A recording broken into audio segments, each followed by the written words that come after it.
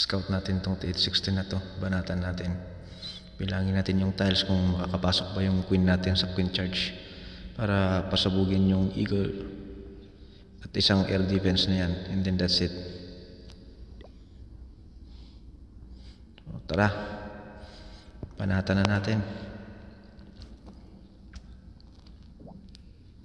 So queen, lapag, ability, giant arrow, boom, yun, usap.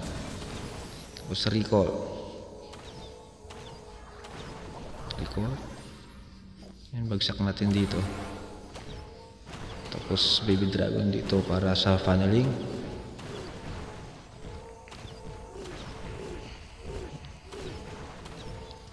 Ang goal dito is para pasagin yung eagle.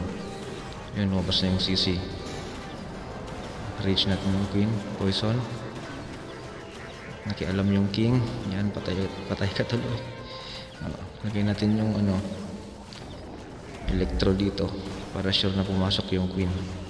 Yan, pumasok na nga. So lapag natin yung main troops after ng mabasag ng queen yung eagle.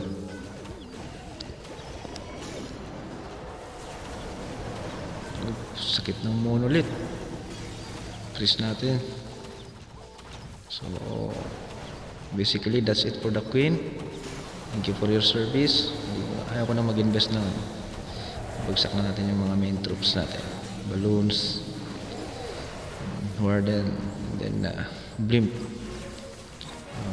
Warden ability now. May laman yan na Yeti. Rage natin. Yeti bomb.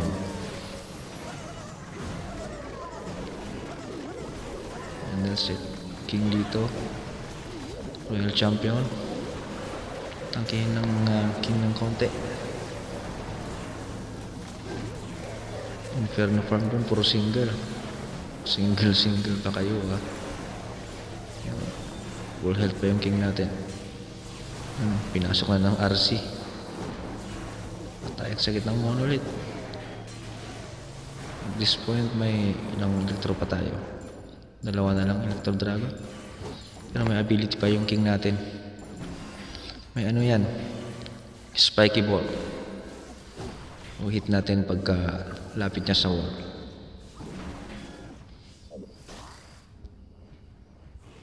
Okay, spiky ball, boom, boost. That's it. Okay, linisin na lang natin yung number 2 nila. 2 star si JB dun